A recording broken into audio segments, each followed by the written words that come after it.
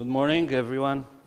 It's a great honor for me to be here. I really appreciate the opportunity to talk to you and to share some of the best practices we use into catching APTs and some of the methods we do use for threat research.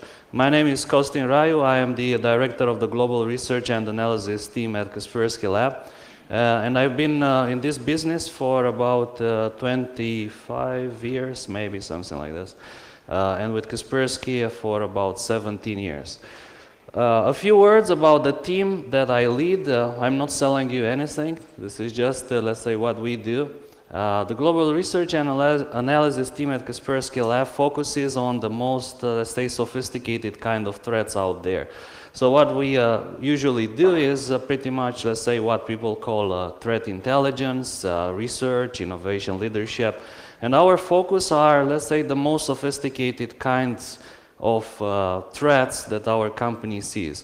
So I'll give you an example. Every day we receive about 500,000 malware samples. From those 500,000 malware samples, maybe, let's say, then less than 50 are interesting for me and my team. The other, 400, 1,000, 900, and so on, they're not necessarily interesting to us. What is interesting to us are the most sophisticated ones.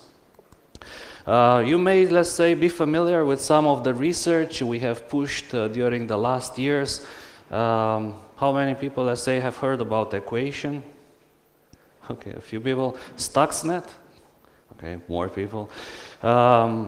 There's a few other things that we have discovered and published about. Maybe you've heard about Flame, about Regin, about Project Sauron, and so on.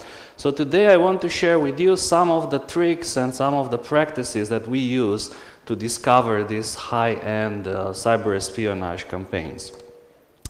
But first I want to ask you a question.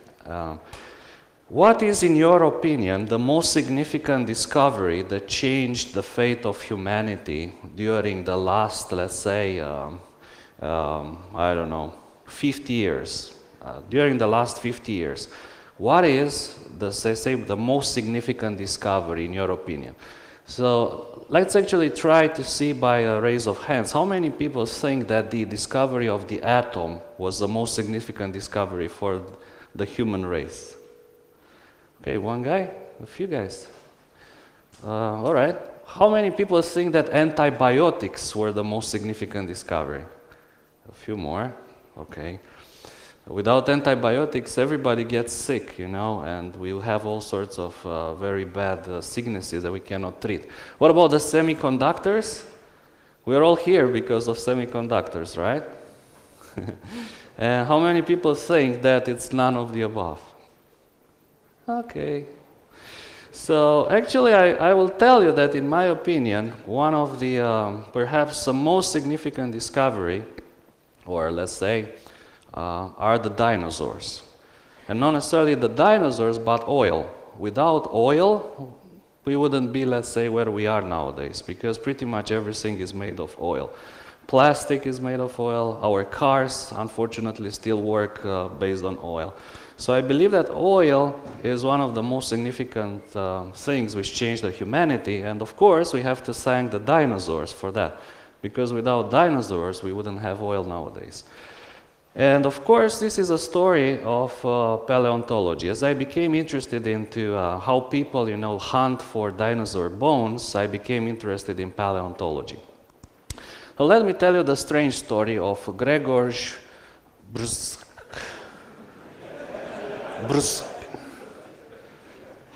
let's call him George. So let me tell you the strange story of my friend George, who is an amateur paleontologist. So one day we met, and George told me, I went in vacation and I went to Loch Ness, and one night I think I saw the monster in the Loch Ness. And I said, but George, are you absolutely sure that that was a monster? He said, absolutely, I'm absolutely sure that was a monster. How can you tell? He said, well, if you look at the lake, you can see like, 3 little humps, maybe that's a head. And I'm pretty sure that those belong to the monster. And I said, but are you sure? Maybe there are like some just stones. How can you actually be sure that that's actually the true monster in the lake? And to be honest, this is a kind of mistake that a lot of people make. When they see like the humps, then they believe they found a monster, but in reality, it's not a monster, but it may be something else. So let me show you, let's say, a bit why APT research, which is what we do mostly, is pretty much like paleontology. So this is an example of an APT that we discovered some time ago. We called Regin. And to be honest, we started looking into Regin maybe around, I think, 2008, 2009. And we only published about Regin in 2014. So it took us about 6 years to research this threat. And many people, when we published our research, came to me and they said, so you knew for 6 years and you didn't say anything to us. Why did you do so? And maybe you are keeping it secret for, like, say, some evil reason. And the reason is pretty simple. So if you look at the skeleton of Regin, let's call it the skeleton of Regin, you see that we were able to find some samples from 2007, 2008, 2009, 2010, 2011, a very few samples. One sample from 2003 and one sample from 1999. And you see there's a lot of missing bones. How can you say that you found a dinosaur and a monster if you don't have all the bones? You can still get an idea of what that looks like, of course, but you cannot be 100% sure what it was. So what we do on a regular basis when we find one of these bones, and I can tell you that we find this kind of bones all the time, but nobody knows for sure what are those bones and what are they a part of. And what we do is we add detection, we try to collect more of those bones, we try to understand how the dinosaur looks like, lateral movement, how the attackers worked, what tools they were using. We're trying to map the command and control infrastructure to find more of their domains, and slowly, you know, we try to paint the full image of how the monster looks like. And in the end, when we are sure that we have seen everything, that's when we write a report, and that is when we publish this report. All right, so today I want to tell you guys 3 detective stories. And these 3 detective stories, each one of them is significant in some way. The first detective story is basically a story of a lot of gold, you know, gold beyond measure and beyond sorrow. And actually it's not necessarily about gold, but it's actually a story of silver. If you're familiar with the zerodium, how many people are familiar with zerodium? Okay. I see someone there who sells 0 days to Zerodium. So Zerodium is a company which purchases 0 days, and this is one of their price lists. I don't know if you can see it very clearly, but they're paying a lot of money for 0 days. So for instance, if you have a 0 day that can fully own iOS, on Apple iPhone, let's say from a browser exploit all the way to the kernel, so that usually includes about 3 exploits. A remote code execution in the browser, a sandbox escape, and another for a kernel, they can pay up to $1.5 million for that. So it's actually quite easy. If you want to get rich, all you have to do is to find one set of exploits for iOS and just sell it to Zerodium and to repeat it like a couple of times and you're all set. Of course, you know that this is very difficult. And at the same time, you can also see that they're paying, let's say, $50,000 for a Flash player exploit, and so on and so on. So this gives you an idea of how much money actually exists in this business of 0 days. Now there was an interesting story published in July 2015, and this story published for Ars Technica, it talk about the story of Hacking Team and how Hacking Team got hacked, and basically how a Russian hacker made $45,000 selling a Flash 0 day to Hacking Team. So I became interested in this story because the Hacking Team incident is also very interesting. And this is what they say in the article. They have a screenshot and they say, basically this guy wrote an email in October 2013 to Hacking Team, and he said, is your company interested in buying 0 days? You know, basically vulnerabilities with remote code execution for the latest version of Flash Player, Silverlight, Safari, and all the exploits allow to embed and remote execute payloads with the modern bypassing techniques like SLR, DEP, which is, of course, if you're in this business, you know that this is pure gold. It's like good stuff. So what happens, of course, the CEO of hacking team, David Vincenzetti, he replies immediately. He says, absolutely. Like, would you please elaborate your offer? What can you sell us? So this guy, you know, he goes ahead and he sells his Flash 0 Day to hacking team, and this is the invoice. You can see it's for $39,000. And after he gets the money, he immediately, like a very good salesman, he writes another email to hacking team, and he says, and okay, thank you very much for your business. Now I want to give you guys a discount. I'll give you a $5,000 discount if you buy again from me. And the second time you buy from me, I'll give you a discount of $10,000. And here it says, I recommend the Fresh 0 Day for iOS. Remember the $1.5 million one? Or one of my old Silverlight exploits, which was written 2.5 years ago and has all the chances to survive.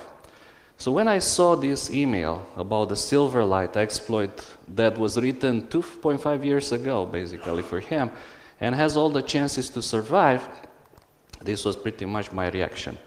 Like, there is a 2.5 years Silverlight 0 Day out there in the wild, and nobody has found it. So, by the way, what is Silverlight? How many people know what is Silverlight? Fantastic. I hope that because you know what it is, you don't use it. And I was hoping the same, but like, look at this. This is a Windows update from one of my computers, which has the latest version of Windows 7. And what you see there is like whenever you try to update, for some unknown reason, Microsoft offers to install Microsoft Silverlight in my computer. Even if I don't have it installed, I don't want it, but they still offer to install Silverlight. And what is important to say is that Silverlight has already been deprecated by Microsoft, so there's no more updates for Silverlight. So despite the fact that it's not used anymore, you might still have it, let's say by accident, and not even know that you have it in your computer. All right, so we thought about how can we find this Silverlight 0 Day. And one of the ideas which got us back to Yara, and how many people familiar with Yara? A few of you. Yara is a kind of a programming language written by Victor Manuel Alvarez, who's there in the photo, the handsome guy. You can follow him on Twitter. It's a kind of a programming language which allows you to define complex regular expression and, let's say, definitions to catch pretty much anything.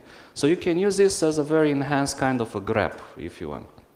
And this has become one of the standard malware hunting languages in our business.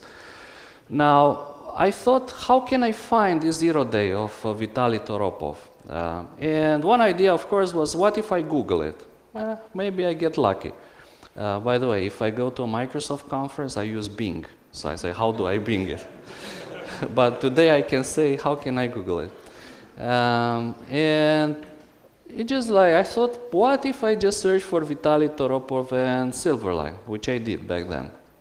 And like the second and the third hit, or if you use Bing, the 7th and the 8th, they say files from Vitaly Toropov on Packetstorm in November 2013 and exploits. So what are these, by the way? I went there, I looked at the files, and I found that actually Vitaly Toropov created a couple of Silverlight exploits in November 2013. They were not 0 days, but he implemented some exploits for bugs that Microsoft found. And as I looked into his source code, I noticed something, let's say, that was specific to his code. He really liked to throw these exceptions, like whenever his exploit fails, he can say can't allocate UMS after buff, or he can say can't find payload address. So he was throwing all these exceptions in his exploits. So I thought, what about, like, imagine if he sells one of these exploits with debug information to a customer, What if the customer forgets to remove these debug messages? That will be very, let's say, beneficial to me. So what I did, this is a Yara rule that I wrote for Vitaly Toropov's exploits. As you can see, it's a pretty simple thing. That's basically what we have there. 4 strings, can't find payload, can't allocate UMS after buff start. And this rule will trigger if 2 of these strings are detected. So when I created this rule, I was pretty confident. I was like super confident that we'll find a 0 day. And this was about in July of 2015. So then I waited. I waited like a day, then I waited for a week, and I waited for a month, and nothing happened. And I waited for a couple of months, and I was like very depressed that I didn't find anything with my Yara rule. And actually several months have passed, and I can tell you, I forgot about this story. So I completely forgot about it. So several months later, somewhere in Laos, like somewhere in November, someone was attacked using a Silverlight exploit. And the moment that he was attacked with that Silverlight exploit, our products detected exactly those strings that I was searching for. So you see there, the first hit was can't find the payload address, and the other one was can't allocate UMS after buff. And this is just a screenshot from the compiled Silverlight code. So at first I thought, okay, I need to check, is it a 0 day, or is it maybe just someone took Vitaly Toropov's old exploit and compiled it? And then I took this exploit, I managed to find a sample, we reported it to Microsoft, and Microsoft confirmed that this is a 0 day. And they put like a nice thank you note for discovering this 0 day. Now, the question, of course, was this the 0 day that Vitaly Toropov was trying to sell to Hacking Team, the one that he said it's 2.5 years old? I think that we will never know. A bit later, after our discovery, Vitaly Toropov gave an interview to Kim Zetter from Wired, and Kim Zetter asked Vitaly, hey Vitaly, did Kaspersky find your 0 day, the one that you are trying to sell to Hacking Team? So he said, how can I check? She said, take a look at their blog post. So after Vitaly looked at our blogs, he said, nah, that's not mine. So we found one, but I don't think that it was his. But anyways, I believe that it was a good catch from our side. All right, this was the first story, how Yara helped us to find the 0 day. The second story that I want to tell you is about how we hunted for a threat actor called Wild Neutron. How many people have heard about Wild Neutron? Okay, not so many. So Wild Neutron is, let's say, a particularly interesting APT group. They have targets in pretty much, let's say, all the major sectors. Let's say they have been known to attack law firms, Bitcoin companies. How many people have Bitcoins? I hope you all have Bitcoins purchased when they were $1 a piece, and now you're all rich. Not like me. So Wild Neutron is a very interesting group because they're going, let's say, for a lot of different kind of targets. The only, let's say, unusual thing, they don't go for governments. So whenever we see a sophisticated threat actors, usually this actor, they target governments. But these guys, they target everything but governments, pretty much. So healthcare company, individual users, real estate, investment companies, they have a very interesting profile. Other names that, let's say, they have been known by, Pumpkin, Butterfly, Carbon, and these guys became really famous in 2013 when they successfully managed to infect Microsoft, Apple, Twitter, and Facebook. And the reason they were able to do that because they had access to a Java 0 day, and they used that Java 0 day to infect all these big companies. We believe that they use actually at least 2 0 days throughout the years, and maybe as many as 3 0 days. And there was a story just a couple of days ago, by the way, in which they said, there was, I think, on Reuters, and they said that Wild Neutron, when they hacked into Microsoft, let's say the only thing they cared about, they went for the Microsoft 0 days database. So whenever you report a bug to Microsoft, they put it into this database. So what Wild Neutron did when they got inside Microsoft, obviously they went straight for this database and they downloaded the entire database. And Microsoft didn't disclose a breach, and it was only known, I think, maybe 2 days ago. If you search the news for Wild Neutron, you'll find it. They have ability to sign their malware with stolen certificates. So for instance, they have malware signed by Acer, and they have multi-platform for Windows, Mac, Linux, and I think that they are masters of false flags.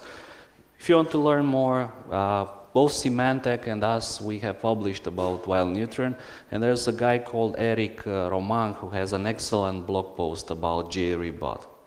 So let me tell you a few unusual things about Wild Neutrons. So as I said, they target pretty much everybody except governments.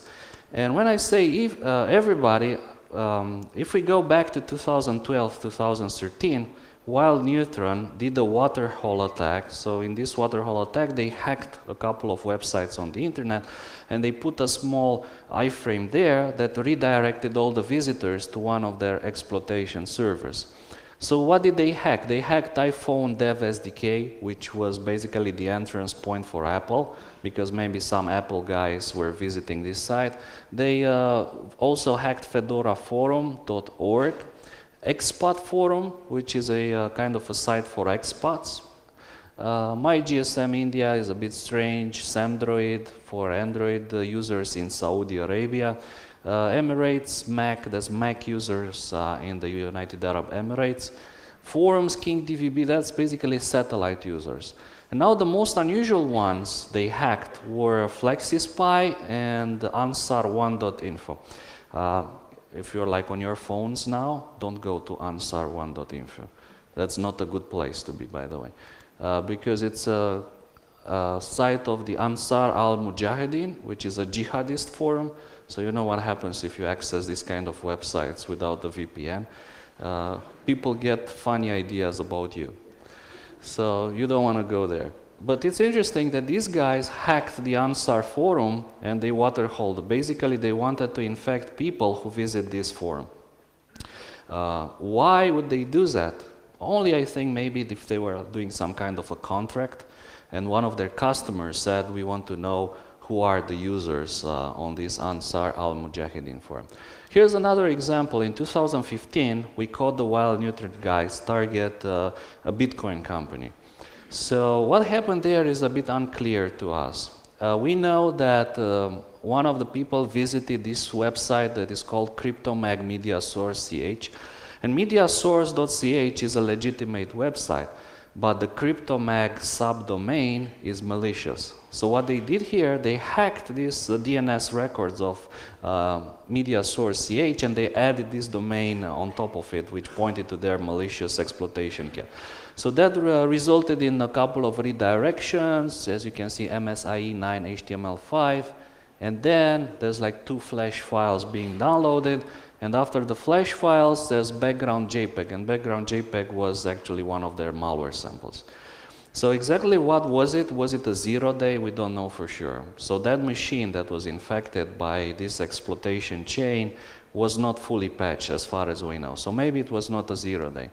But if you look, by the way, at CryptoMag Media Source CH, and this is a passive DNS information, you see that it points to the IP address 66.55.133.89, and there's a bunch of other sites hosted on the same IP address. And appcloudprotect.eu, that's a command and control server of Wild Neutron, the same as SSL Cloud Protect. And there was another one, secure.pdf-info.com.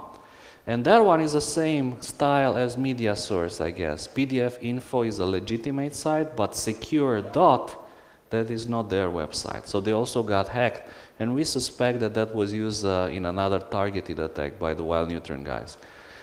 All right, so what is also interesting from these guys is the malware they used, which is called JRebot. It had an internal version number, and they would increase this version number constantly. So for instance, in 2012, they were using version 11,000 and 12,000.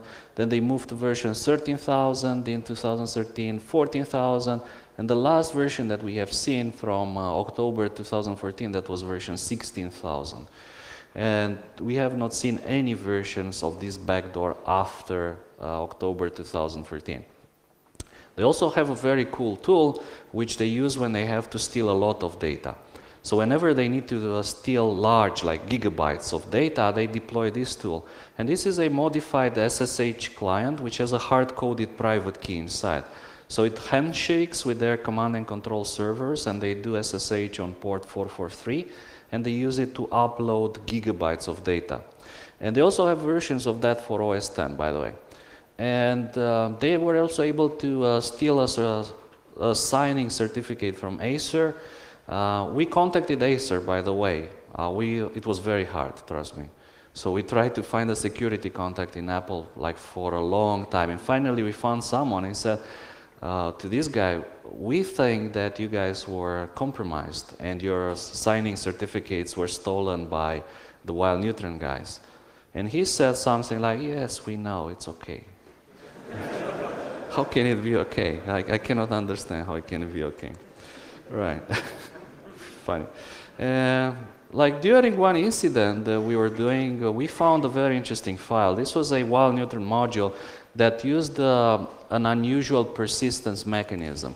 So this was an SSP plugin. So in Windows, it's actually possible to extend the authentication scheme with plugins. So let's say if you want to do all this eye-based authentication or fingerprint or whatever, smell-based authentication, all you need is like a special sensor, smell sensor.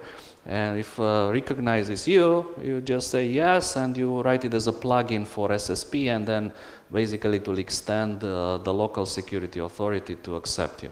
So we found this plugin in a very interesting case, by the way. We were looking at this incident, and we found that the victim was a company that was involved into investments. So we managed to get in touch with them, and then we did incident response, and we found a guy who was infected in the company. So we talked to him, and basically, let's say that he's a very rich man, not rich like the guys with the bitcoins here, but like really rich man. And we asked him like, okay, your laptop, this is your laptop, it got infected on this particular date. Can you tell us, do you remember what were you doing on that date?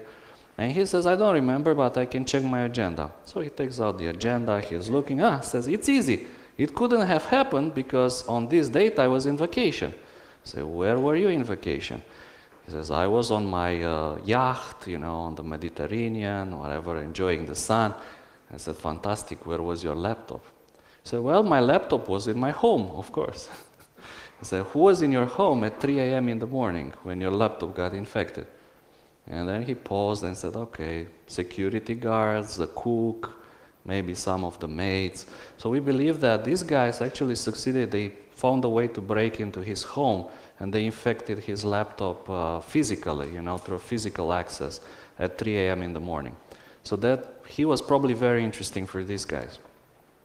The way this plugin works, it has a special client which allows it to connect to the backdoor. And the one that we found was version 1.3b, but we also found later some more advanced versions. And it has pretty much all the functionality that you expect from this kind of backdoors. It can securely delete files, you can pull files from the machine, and so on and so forth. And we were also able to find the client for that. And you see that it has actually quite nice help. Like this is a tool that the attackers use. Why they have their own internal help, I don't know. But who knows, like it's a good practice, like a good quality, let's say, to have a help page. And that's version 1.5, by the way. We don't have version 1.5 of the backdoor, but they're compatible anyways. We also found another one, like a big media, let's say, entity, magazine from France was compromised, and the Wild Neutron guys, they put a backdoor on their IIS server. And this backdoor was very interesting because it supported a number of commands. And all the commands, they start with the string APT2. So we thought that was kind of funny. Because this was around the time when Mandiant published the APT1 report, if you remember it. So we thought that these guys, they're probably trying to suggest that they are like a little bit more cool than APT1. They're like APT2. You know. Yeah, so this also has like a number of functions. It can download files, it can run commands remotely, open a file for reading, compute the hash of the file, create pipes, and so on. So they have, let's say, a pretty advanced arsenal of tools. Now, of course, whenever we talk about APTs, people come and say, like, this is like boring. Tell us, who are they? Who are these guys? What are their names? And of course, the answer is not that easy. But nevertheless, in this case of wild neutron, nobody has been able to successfully identify who they are. And I remember a story that I heard that whenever Facebook, Microsoft, Apple, and Twitter were hacked by wild neutron, a very powerful three-letter agency became interested. And they brought everybody together and said, we need to do something. Like, how is it possible there are some hackers out there and we don't know about them? So they did some research and they found a command and control server of wild neutron in Europe. And through their, let's say, omnipotent skills, they saw that the operators of that command and control server were connecting from China. So they went further, they hacked those guys in China, and they discovered that those guys were APT developers. So they were doing APT tools development, who were also infected by wild neutron and used as a proxy to access the command and control servers. And nobody was ever able to find who was using it as a proxy, basically. So they're kind of masters of deception and false flags.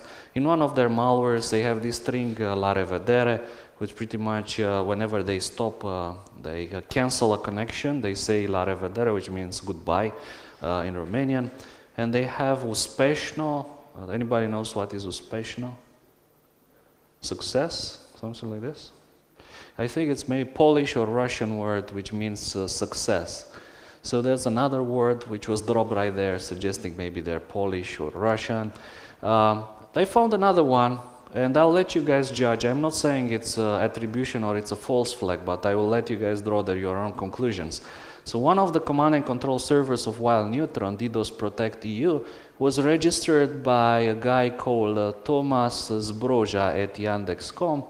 And actually, I found a guy, if you do a bit of searching on LinkedIn, you can find a guy called Thomas Broja, who is an investment banker from Poland. So, is it a false flag? Is it like the true attribution? I don't know. But what is funny is that this guy studied at the Silesian University of Sciences, and the account was created from an IP address at the Silesian University of Sciences. So it can very well be another false flag, just like the one with the Chinese APT developers. But of course, we have no way of knowing. Here's another example. One of the command and control domains, liveanalytics.org, was hosted for some time on 66962525, which belongs to a company in Seattle called Backlog Capital. So if you go to Backlog Capital, by the way, they deleted their website after my previous speech. I don't know if it has connection or not.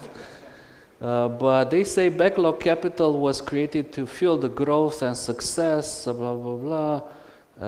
Backlog Capital understands a hidden value in high-tech companies that traditional bankers are unwilling to evaluate. So how do they understand the hidden value? That's a good question. So again, we have like some kind of connection here with investment bankers, if you remember Thomas Broja. And this is a CEO of Backlog Capital, J.W. Ray.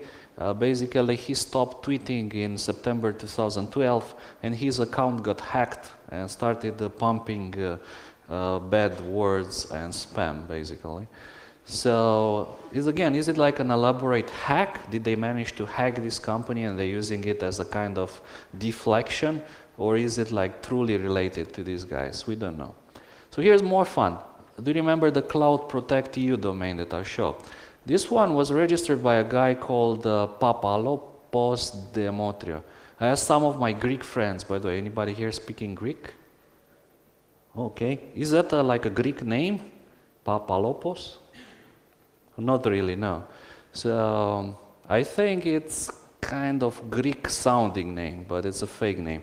So the same guys, they registered with this Papalopos Demetrio identity, two other domains, CryptorCH and Tiger Healthcare. And now this is interesting. The most fun of them is CryptorCH. CryptorCH was created as a kind of an investment platform for Bitcoin. So if you had Bitcoins, you could go there, put some Bitcoins, and then you get like a small interest every day. So they say like, sure, give us your Bitcoins, and we will pay you interest. So it's a good way to multiply your Bitcoins. And then some people started talking on bitcointalk.org forums, like beware of these guys. Like I put some money and I never got my money back, so be very careful because they're stealing your money. And let's say, be especially afraid of this guy called Conan Sarin. In Conan Sarin, he has a LinkedIn profile, claims to be the lead development of the Zeta coin mobile payment. And this is like interesting. How many people heard about Zeta coin? That's amazing, because I didn't hear about Zeta coin before this story. However, it appears that this Zeta coin was one of the most elaborate scams, cryptocurrency scams of all times. So what happened there, basically in December 2013, they announced they were working with the Safaricom M-Pesa to enable mobile payments by Zeta coins. So that would have actually made Zeta coin more valuable than Bitcoin back then, of course. And in April 2014, Conan Sarin, he claimed to be in Kenya to integrate it. And then the Zeta coin market capitalization peaked $15 million. And that was basically in December 2014. The fraud was exposed, it was all fake, and the value of Zeta coin crashed, and now I think it's worth 0.0 something dollars. And there's like a very good analysis of all this story at this address that you can read if you want. But basically people were wondering who did this huge scam, who did the Zeta coin scam. And they found one guy nicknamed the Chef.